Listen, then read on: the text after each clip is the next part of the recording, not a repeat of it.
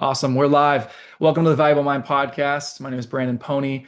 This podcast is for real world business owners that are currently in the trenches right now, giving value, giving their experience on what's happening right now as active business owners and giving back to those that are either current entrepreneurs or ones that want to be, ones that are in sales or just in recruitment, people to people business as we all are in. And right now, our guest, Kasuba, is with us this morning. We're super excited to have you on, man. Thanks for joining us. Of course, Brendan. Thank you for reaching out, and I'm super excited to talk to you as well and learn more about you as well. It's going to be great. So Sunil is actually the CEO of Smart Talent AI, and he's going to talk more about that. But very interesting background with him. I want to tell just a brief thing. 15 over 15 years as an employee, recruit. He knows recruiting very well. Has been with several different companies in all different aspects of exploring that, and knows it very well. And now has become and transitioned over to the dark side. No, I'm just kidding. But now You a can say that. business owner, he is now his own the owner. It's super cool to have you on and to talk more about that. Tell us more about the background and kind of how this happened. Thanks again, Brandon. Really appreciate that intro. Uh, yeah, no, I'll work myself backwards, I guess. So yeah, I've been a recruiter in a couple of different industries. Most recently, I was a recruiter in the global development space. I was recruiting for high level country directors and program managers and a few other positions overseas to support government-funded projects on a variety of sectors, including education and media, governance, a few other things. And I, before that, was a program manager myself. I really enjoyed program managing in general, but I realized that I mean, this is very cliche to say, but to have the programs implemented thoroughly and with precision, you need the right people on the ground. So that's where my head turned to talent acquisition. I was like, I want to be able to help pinpoint who should be implementing projects, get the right people where they can provide the most value for, and make it a rewarding career for them and also for the company that they're serving. So that's kind of my transition from program management to recruiting. And prior to all of that, my previous career, if you will, was in the government. I was there for about 10 years. I was an analyst on the national security side of things, doing cybersecurity primarily. And that's kind of my road over the last 15, 20 years. I've changed a few times, as you can see, and I'm happy to talk more about that. And yeah, no, it's been fascinating. It's been a roller coaster for sure, but I don't regret any of the opportunities I've been given thus far. Absolutely. And those are pretty unique skills. And definitely I see how you're combining them to run your business from what you've seen. So tell us more. Tell us about Smart Talent. So what's Smart Talent doing right now? What's kind of the inspiration behind starting? Absolutely, Brandon. So Smart Talent AI was born, a few months ago, and I have always wanted to start my own business. And this was the year that I decided this is the time to do it. I've, as you pointed out, had different trajectories in my career where I was a program manager, I was an analyst, I was a recruiter. So I was like, what can I do that kind of, blends all of those skill sets, but also crosses the technology uh, passion that I have and also working in the development space. So I was like, let me start my own thing where I can blend those things, blend my networks. And I started Smart Talent AI, which is a consulting firm focused on AI talent. And we have a three-pronged approach. We work with stakeholders on identifying gaps, and then we co-design solutions with them, and then we implement solutions. So we go about it with those three tiers with our company. And what we do is we work with companies, small to medium sized companies, both in the private sector and public sector, to identify where AI integration makes sense, where AI streamlining of processes makes sense. Uh, Obviously, AI is the big buzzword these days. Everyone is seeing it as a shiny object, right, on the road, including myself. but our main focus is making sure companies are using AI ethically and in a way that makes sense that will return on investment for that company. We take a very deliberate approach with every company we approach. We don't want to be one of those companies that provides a quick solution and then walks away to the next company. That's why we take a very streamlined approach where we sit down with the stakeholder, identify the solution, co-design the solution with them, and then implement it, and then have a longer term investment and longer term relationship with that company. So that's how we differentiate ourselves. I think we don't bring the solution to them, but we're very nimble and we like to come to the company with a very open mindset and a collaborative mindset at that. Very good. Amazing. Amazing. The recruiting side, because you've been in it for so long, I think that would be most of your career, most of your history. What were some things what were you seeing that was basically done wrong most of the That's a time? Yeah, no, that's an excellent question. So I would say a few things. One thing, and it depends on the industry, right? And most of my recruitment was international focused, but some of it was certainly domestic. And I think a lot of it was miscommunication between candidates and hiring managers. Hiring managers had some expectations, but that wasn't necessarily translated to the candidate. And once the candidate was brought on board, maybe there was miscommunication there with what requirements were needed to be, met once they joined. I saw that happening a lot. When it came to international recruitment, which is what I did most of my career, I would say there was a lot of lack of context, unfortunately, on both sides, but primarily from, home office, which I used to be part of generally in the United States, and there was quite a bit of lack of context as to what needs and what labor was needed in the country that we were trying to help staff. So I think that communication gap led to a lot of recruitment issues in general, and it wasn't anyone's fault specifically. It was just the situation. This is why I wanted to focus my career on recruitment because I take a very personal approach to recruitment. I like to meet the stakeholders. I like to get to know them. I like to sit down, kind of like my business model, sit down, identify the gaps, and then co-design a strategy behind how to recruit for the right person and make sure we have the right person there. Because there's, as we know, millions of great talent, talented folks that could do the same job, but they might not be the right fit for the culture of the company, the culture of the country that they're serving. So that's kind of what I've seen as being a major barrier to recruitment in general. And lastly, I'll end with that. I end with this on that question, which is, I think now, hiring managers are getting a plethora of resumes thrown at them. And let's be honest, a hiring manager doesn't have the time in the day to unfortunately review every application with a fresh pair of eyes, which is not fair to the candidate, of course, because Mm, every candidate puts a lot of time into those applications. And it's also on the flip side, not a realistic expectation that the hiring manager is able to view every application with the right amount of scrutiny, right? With the fresh pair of eyes. That's where now I think AI is helping to augment, not curtail recruitment, because I think recruiters and I was one of these too. I was a skeptic of AI and how that plays a role in recruitment, but I've decided to use AI, whether I mean it's here to stay, whether we like it or not at the end of the day. So I want to use, I think recruiters have a massive opportunity now to use AI to augment their processes by being able to sift through resumes, use AI to identify buzzwords, identify, key qualifications and skill sets that then can be shortlisted for them so that the recruiter can then look at a shortlisted number of candidates with, a fresh pair of eyes. I think that'll help improve recruitment in general. And yeah, so those are some of the gaps that I've seen, and that's how I think AI is actually going to help recruitment. And it's an exciting time to be a recruiter, in my opinion. agree, 100% agree.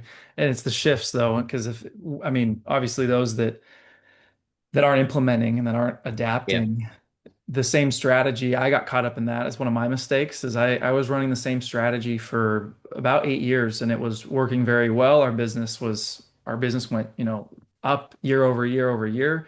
And about our seventh year is when it actually finally took that turn Mm, because we had to adapt. We had to make some right. changes. So our strategy wasn't started to not work. Yeah. And we worked obviously in a very saturated space at the Mm, time, but we were still able to be very successful. And we mm, knew that pivoting and being nimble was is very, very crucial. One of the advice I got actually just through that process was that you should be doing about 70% of what's working right now and 30% on something new. mm. I like that ratio. And for us, for a while, it was a little out of balance. It was like 95% what's working, and we're just rocking that the whole time. Yeah, understandably, right? But Just printing. It was amazing the process, but yeah, when the second yeah, it stops working, now you're scrambling a little bit to pivot to right, what is. right. Yeah. What what's some advice, being in that this transition obviously is fairly fresh. What's some maybe something you wish you knew when you first started your business? That's a great question. And I've been blessed with friends, family, mentors that have, given me some really good, solid advice regarding starting your own business. So that's helped me quite a bit. But of course, I've made many mistakes. I've learned a lot from my own mistakes. I think the number one thing that I would provide as advice is be resilient. You're going to fail at times. It's a matter of life, and especially when it comes to starting your own business, you are going to make mistakes. Um, don't be afraid of those mistakes. Own up to them, and try to actively identify a solution to rectify that mistake.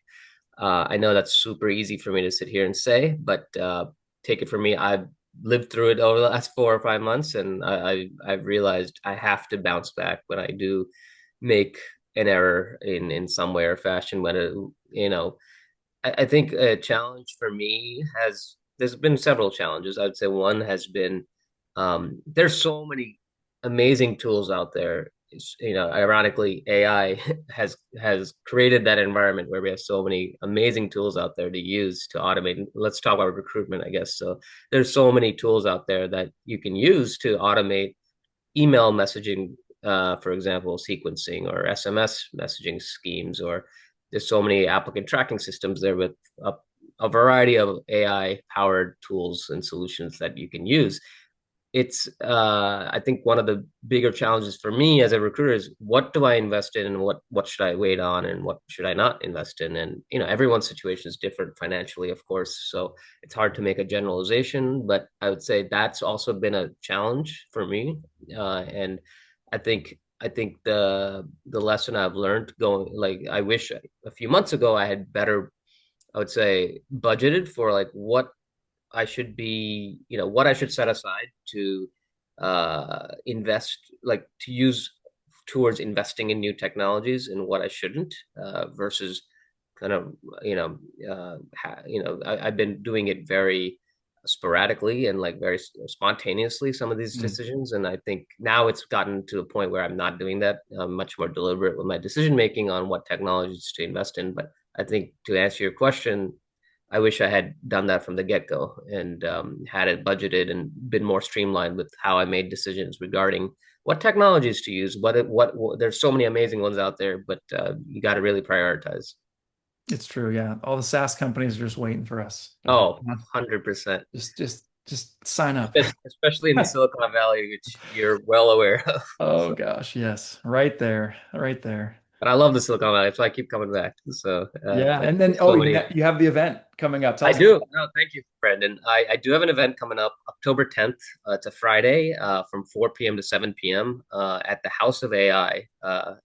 Perfect venue for this. It's going to be a panel discussion followed by a happy hour. The panel discussion is going to be revolving around AI in the workplace and how to navigate some of these challenges we're talking about in the age of AI, both as a recruiter, but also as an employee and an employer, on how to use AI and how to navigate that in the workplace.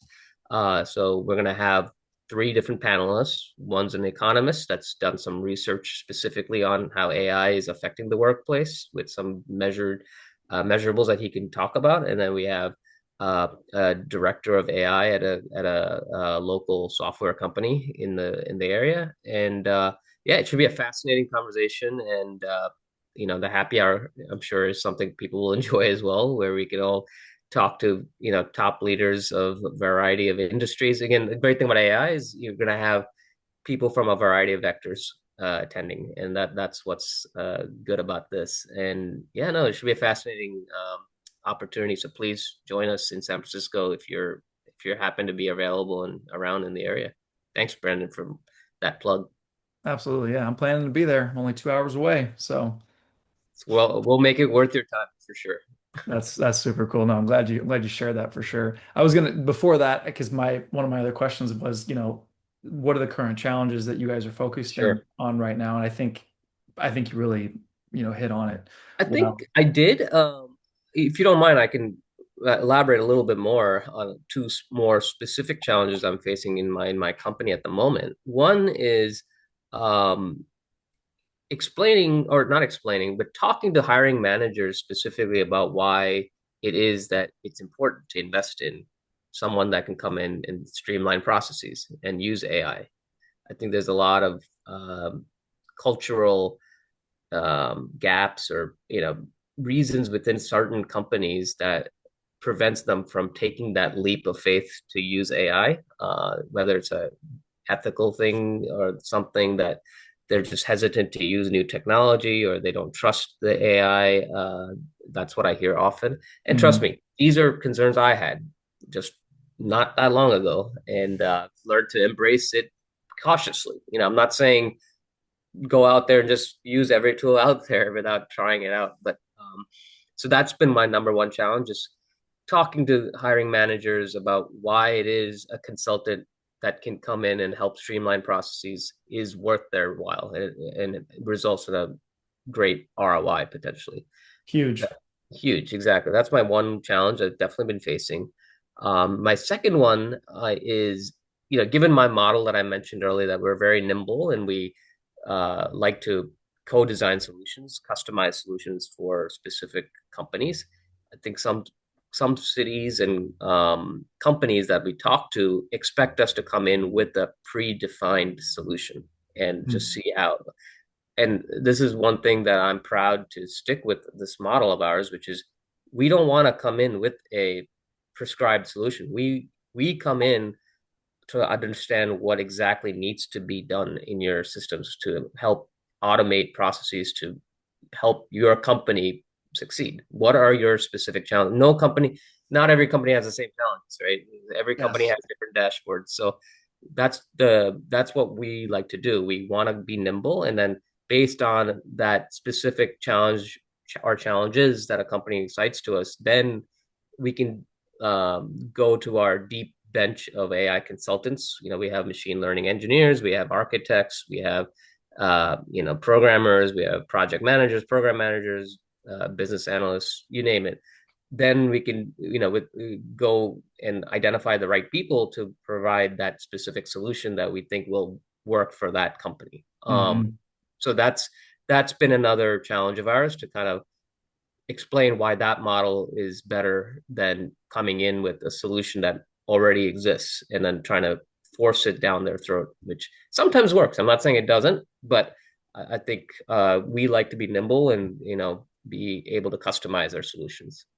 It's smart. That's a very smart strategy. And I could totally attest to what you were talking about with the challenge of the skepticism, behind the tools or behind the solutions. Like, it was really had me thinking about one of our clients, that we work with, and we built out 3 automations for her. She's in staffing, and these automations are saving about 150 hours a month Wow. for her There you go. business, which is very cool. But the building side of it was she would like, some check-ins. So as the automation Mm, ran, handling these mundane tasks that she's doing, yep. there would be a check-in, like an email sent to her saying, hey, we put this together. Does the data look right? Can we send this? Can we proceed? And Right. so that's the part. And a lot of people, they just don't know. They just don't know that Mm, that's possible, where right. we can still have a human in the loop, and we can really Absolutely. gauge that temperature of how much do you want it to be Exactly. automated and how much do you want, the human intervention to really be in there. Right. Right. I'm glad you brought that up. The humanizing aspect of it is also something we like when I mentioned that challenge that we have to address off. Ask why is it that we should trust AI? Why do we need AI, right? That's when I'm like, it's here to help, and I provide case studies like the one you just presented, where it can save literally hundreds of hours in a in a week for your company. But what's important is you need someone like a human behind the process to make sure it's being checked. And that's where that'll help address your concerns about AI, and some of the doubts you might have and whether you can be trusted or not. That's why you need a human behind the process to make sure it is being checked and validated. Exactly. That's exactly right. They're not taking over the world yet. Not yet. Not yet. Not yet. But I do want the Optimus robot. I do want that in my house. But that's why we need to be in front of this now before it does do Yeah, just like the Jensens, but call me crazy. that. It's yeah, definitely amazing. So we could speak to, a lot more Oh, in easily. depth for sure. But Sanel, really appreciate the time. Tell us, how do we get in touch with you? How do we get in touch with Sure. Smart Talent? Sure. We have a website, www.smarttalentai.com. And I'm on LinkedIn all the time. Please reach out to me on LinkedIn, connect with me. I'm happy to have a virtual coffee or in-person coffee if we could meet in person somewhere as well. And then my email address, you can email me at sunil@smarttalentai.com. But yeah, those are the ways that people can reach me. Amazing. Love it. Yeah, a great value you brought. We talked about your background, extent this transition that it was that I know is not easy, being the first time transitioning over to the dark side. It's not, but like I said, it's been fun. I don't regret it one bit. Like I said, I have made some mistakes, but I've, been able to bounce back, and resilience is the name of the game. But happy to talk to anyone about my journey there, and how I've learned through, you know, working through some of those challenges I was talking about and being resilient. Amazing. Yeah, amazing. Definitely have. Yeah, and his LinkedIn definitely flooded with content, great snippets, great content daily. So very, very active there. It's awesome to see. This is the Valuable Mind podcast. Again, we had Sunil Kasuba, the CEO of Smart Talent AI. Thanks for watching. Have a good day. Thank you, Brandon. Appreciate it.